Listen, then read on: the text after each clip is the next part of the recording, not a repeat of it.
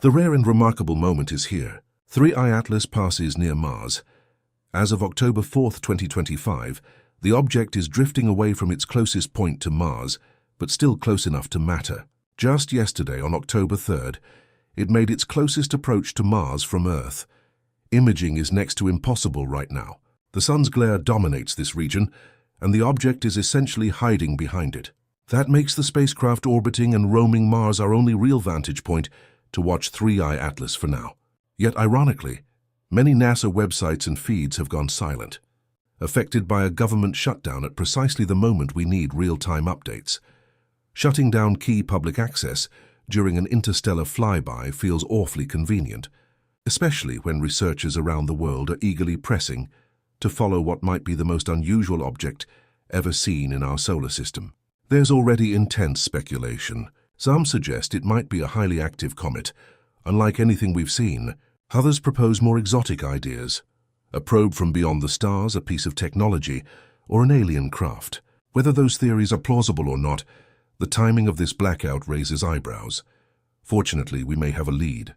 On October the 2nd, the Perseverance rover imaged a streak across a multi-minute exposure sequence.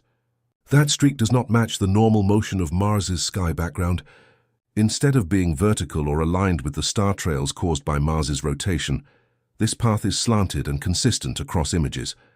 It's real. It's not a glitch. It's moving fast.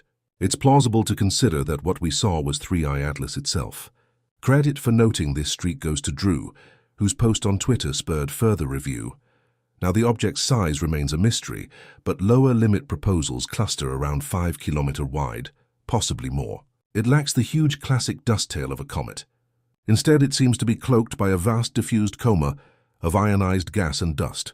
Its speed is extraordinary, roughly 60 km/s, accelerating toward a peak near 68 km/s as it nears perihelion. At the end of September, around the 25th, a coronal mass ejection struck 3I Atlas, which may have ionized or energized its surroundings.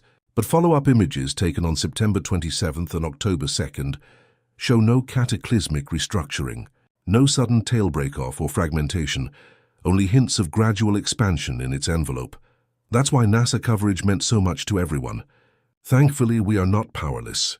Mars Express and ExoMars Trace Gas Orbiter were also lined up to observe 3I Atlas at close approach, capturing imagery and spectral signatures of gas and tail dynamics. The upcoming JUICE mission will intercept the object as it continues toward perihelion. However, Sun-near communications will delay much of that data delivery. Together, these assets could stitch a better portrait of 3I Atlas. All eyes are now on ISA, our best hope for new images of 3I Atlas. Figuring out how big a comet really is can be difficult. The challenge lies in telling the nucleus apart from the hazy coma around it. As a comet draws closer to the Sun, its frozen ices turn directly into gas, dragging streams of dust out into space with them, forming their distinctive trail or coma. This can make the comet appear far larger and brighter than the solid body itself.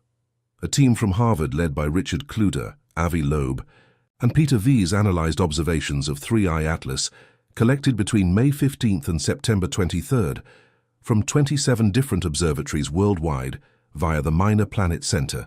They compared the actual trajectory to the path we'd expect if only gravity acted. What they found was a tiny but noticeable push, less than 15 ms per day. Comets with active outgassing usually get a slight push from the jets of escaping gas. In 3I Atlas's case, the measured non-gravitational acceleration is surprisingly low relative to the observed outgassing. That suggests the nucleus is heavy enough to resist being pushed around much by those jets. From this, the researchers estimate the comet's core weighs over 33 billion tons, with a diameter of roughly 5 kilometers, not counting the surrounding coma. It appears to be about 3 to 5 orders of magnitude more massive than earlier interstellar visitors. Loeb has argued that, given what we expect about the available population and heavy element abundance in interstellar space, we should by now have seen far more interstellar objects of more modest sizes before stumbling into one so massive. Yet we haven't. And that marks 3I. Atlas as a significant outlier, Loeb even entertains a speculative alternative, that the object could be of technological origin. Citing the unexpectedly large mass, the alignment of its trajectory, and some purported detection of nickel without iron as provocative hints. NASA scientists, however, urge caution. The prevailing view remains that it is most likely a natural object. From images, we also saw that this object is active, which means that around the nucleus there is some coma, an indication that this object is in fact a comet. Meanwhile, some scientists aren't asking what 3I Atlas is, but what its purpose might be. Astrophysicist Suzanne Fenner's idea is simple but striking. 3I Atlas may be a planet-making seed, but how can a wandering rock from another star system spark the birth of an entire planet? Let's take a tour. We enter a young solar system where a new star sits at the center of a great dusty ring. Here, tiny grains of rock swirl like smoke, clumping together into pebbles. With time, they snowball into boulders and then into planetesimals, the raw ingredients of planets. Given enough time, these grow massive enough to gather even more material. It sounds straightforward, but as we'll see, there's a serious problem with this picture. Disks only last a few million years before the gas is blown away. That window seems too short to explain how massive planets like Jupiter and Saturn were able to form.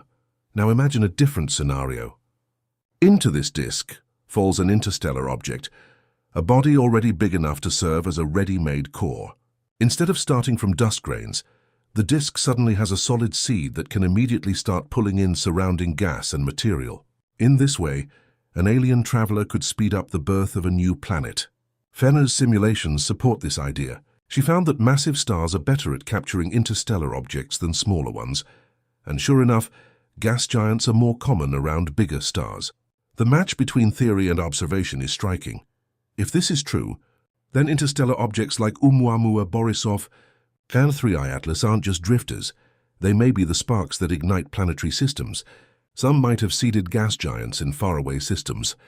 Others may even have played a role in our own solar system's early history. It's a bold idea and still unproven. Just like lobes, interstellar objects are notoriously difficult to study. They appear suddenly, move quickly, and vanish into the dark. But this time we're ahead of the curve, as we have detected it well in advance. And our technology may finally let us uncover its true nature rather than just guessing after it's gone. The energy required to beam such a transmission across interstellar distances was another clue that disturbed experts. Natural emissions could be dismissed as byproducts of cosmic phenomena, but focused signals demanded technology and intent.